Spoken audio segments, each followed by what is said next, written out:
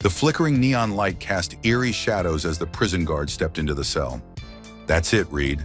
The time has come." His voice sounded almost robotic. Reed Harrison slowly raised his head. His wrists were locked in heavy shackles, and deep lines marked his face, signs of the 5 years spent on death row. But there was no fear in his eyes, only steady determination. "I have one last request," he said quietly. "I want to see my dog, Storm." The guard hesitated. Rules were rules. Usually prisoners asked for a special meal or to see their family. But a dog?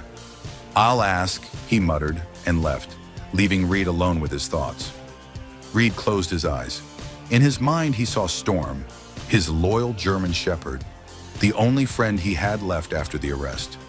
He remembered the night he rescued the pup from the shelter, how that dog had pulled him out of the darkest time in his life. "Just once," he whispered. "I just want to see him one more time." 15 miles away in a small countryside house, the phone rang. Tess Vale, a young vet with tired eyes and messy red hair, picked up the receiver. "Yes? Miss Vale? This is Warden Coleman. It's about Reed Harrison. He made a final request, and it's about the dog you're taking care of." Tess froze.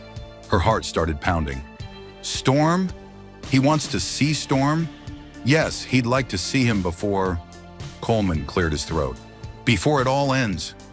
Tess pressed her lips together. She was sure Reed was innocent. Over the years, she had received dozens of letters from him, read about his strong belief that the truth would come out one day. She believed him, but now there was almost no time left. "I'll bring him. Give me 1 hour." But when she called for the dog, there was no answer. The front door was locked, but the porch window was slightly open. A torn piece of leash lay on the floor. Panic took over Tess. Storm was gone.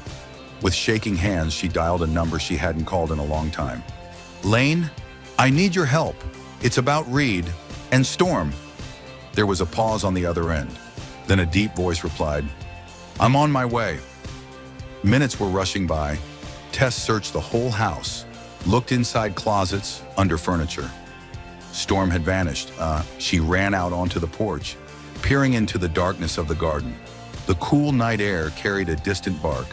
But was it Storm? Just as she was about to get into her car, a black Dodge Charger screeched to a stop in front of the house. A tall man with scars on his face stepped out. Those scars seemed to hold stories he never told. "What happened?" he asked. His eyes were sharp like a predator's. "Storm is missing," Tess breathed out. "The porch window is open. The leash is torn. Someone took him, Lane, and Reed doesn't have much time at all." Lane cursed under his breath and pulled out his phone. "Vince, we have a problem. The dog's been taken. Not just any dog, Reed's dog. Find out who's behind it." While Lane talked, Tess remembered the night before. Suddenly, she recalled a black sedan that had slowly passed her house several times. "I saw a car yesterday," she murmured. "A dark sedan. It passed by the house 2 or 3 times. I thought it was nothing, but now—" Lane nodded. "Then we have a place to start. Get in." At the same time, somewhere in the city's industrial zone, Storm was pulling at a chain attached to his collar. The dog growled softly, his ears twitching at every sound. The warehouse was dark, with only one flickering light above casting a dim glow. A man in a gray suit leaned against a crate, watching him with a smug smile.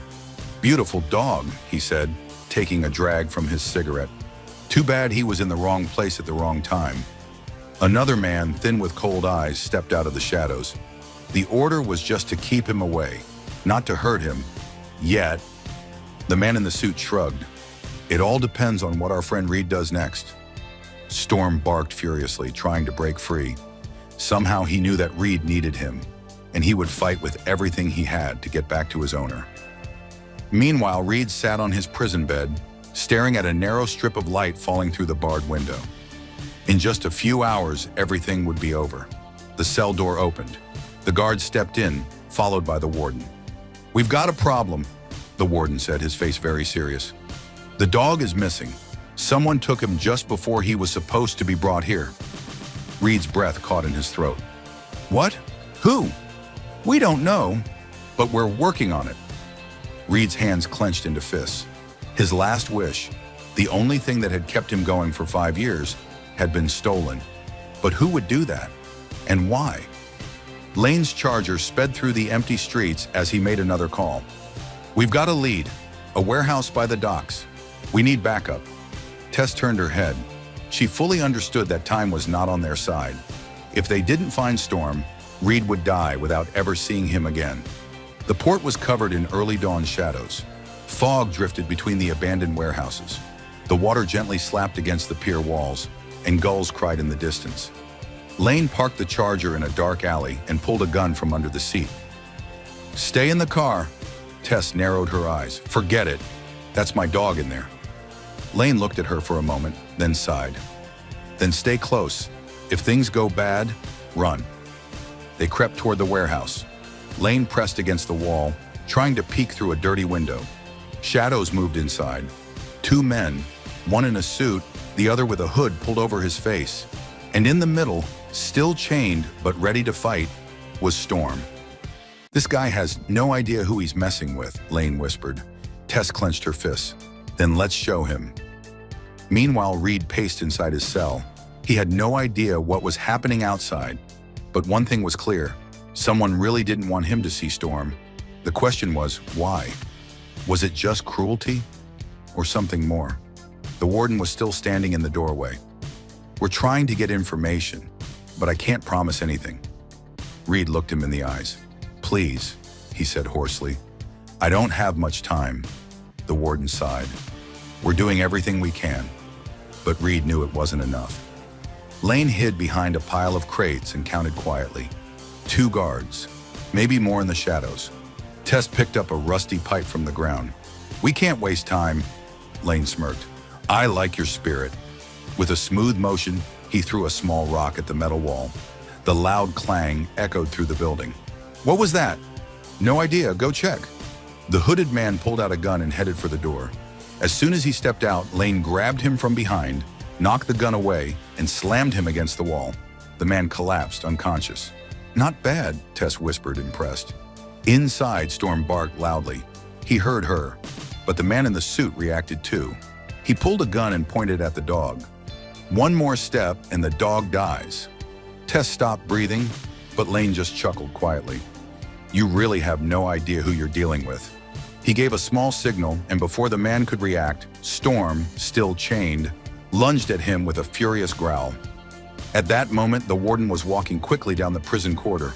"Reed, we've got news!" Reed turned around, his heart pounding. "Come with me, now!" At the abandoned warehouse, Storm had broken free. The chain still dangled from his neck, but it didn't slow him down. With one strong leap, he knocked the man in the suit to the floor. The gun clattered across the floor. "Storm, back!" Tess called, but the dog ignored her. Growling low, he stood over the man, teeth bared. Lane stepped forward and kicked the gun farther away. "If I were you, I wouldn't move," he said coldly. The man blinked in shock and raised his hands. "You have no idea what you're getting into," he muttered. Lane pulled out his gun and pointed it at him. "Then explain it to us." Tess dropped to her knees beside Storm and gently stroked his back. "It's over, boy. We're taking you back to Reed." But just then, they heard tires screeching outside. Car doors slammed. Male voices shouted. "Back up," Lane muttered. "We've got to get out of here now." Tess glanced at the back door. "There." Lane grabbed the man by the collar and yanked him to his feet. "You're coming with us. Maybe Reed will want to ask you a few questions." Feeling Tess nearby, Storm stopped growling and followed her without hesitation.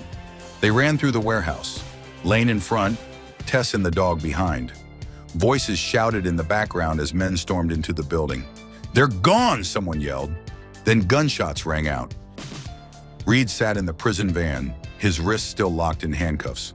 Next to him sat the warden, wearing a serious expression. "I don't know exactly what's going on," he said, lowering his voice, "but apparently a federal agent has found your dog. I got a call from higher up ordering full cooperation." Reed's heart began to race. "Where's my dog? Is he all right?" "We're heading there now," the warden replied. Reed leaned back in his seat and closed his eyes. He didn't know whether to feel hopeful or afraid. What if it was a trap? But one thing he knew for sure, if Storm was alive, then there was still hope. Lane quickly tied the captive's hands with practiced ease and shoved him into the Charger. Tess jumped into the passenger seat and Storm, breathing heavily, climbed into the back. The first bullet struck the side of the car just as Lane started the engine. "Down!" he shouted, slamming his foot on the gas. The car shot out of the alley and sped through the narrow streets of the port. In the rearview mirror, they saw their pursuers, two black SUVs chasing them without hesitation. "This won't be easy," Lane growled. Tess turned and looked at Storm. The dog was tense and alert, his eyes glowing with determination. "We have to lose them," she said, "or we're in serious trouble." Lane just raised an eyebrow. "Then hold on." The Charger screeched onto the main road and charged straight through a red light. Cars zoomed across the intersection. A wall of traffic ahead nearly blocked the way. "Hang on!" Lane roared, yanking the wheel. Tires squealed as the car flew into a narrow alleyway, so tight the side mirrors nearly scraped the walls.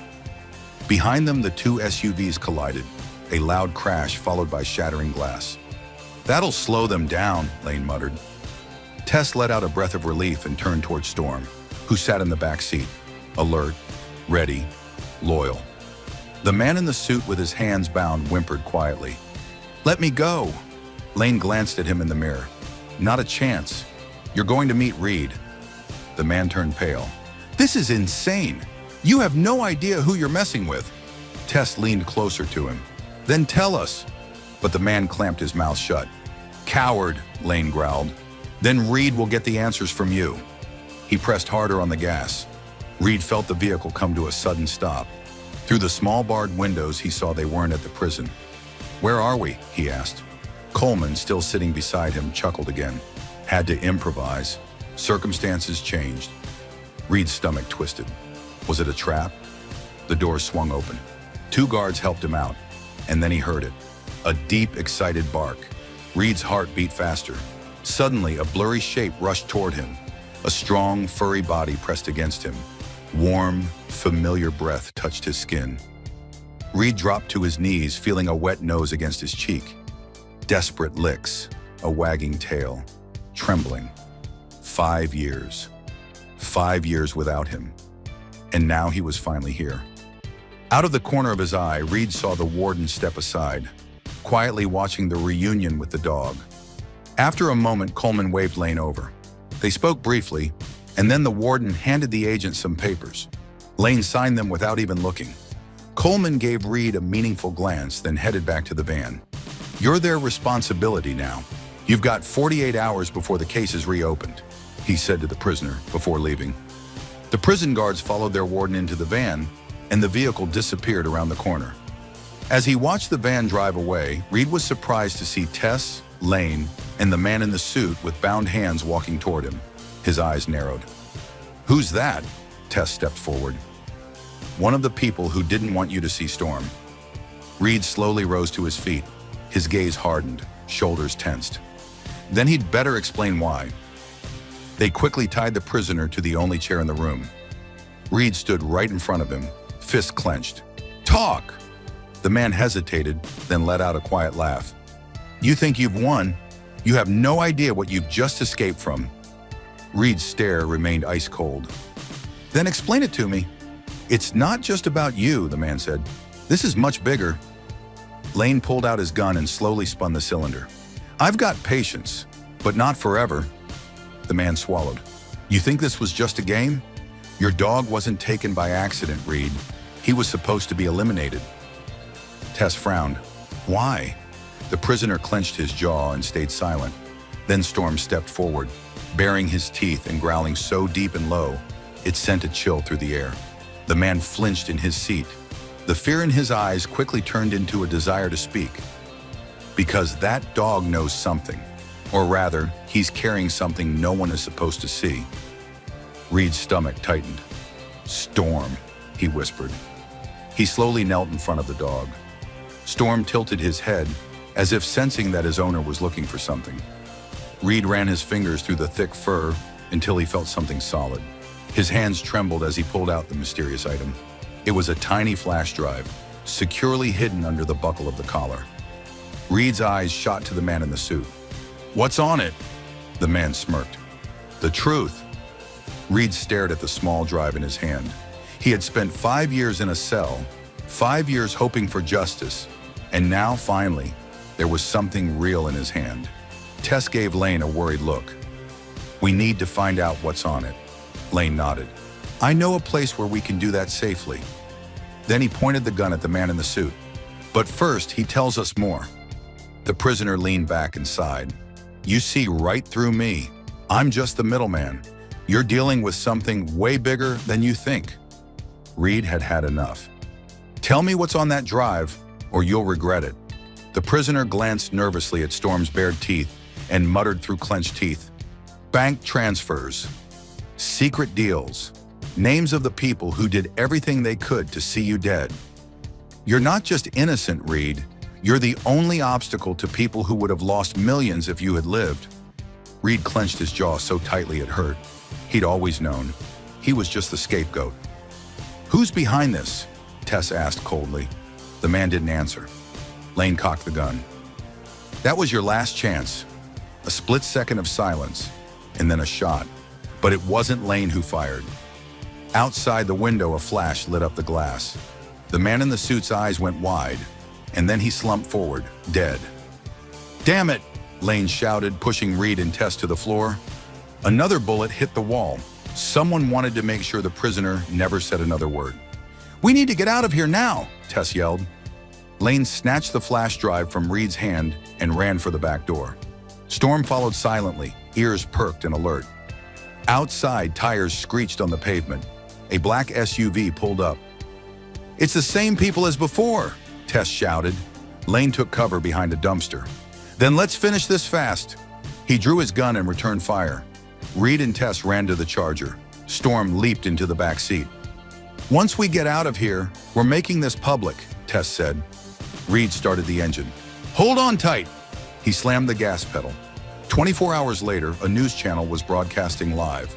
In a shocking turn of events, evidence from an anonymously delivered flash drive has uncovered a conspiracy that nearly cost an innocent man his life and has drawn high-ranking politicians and business leaders into an international corruption scandal.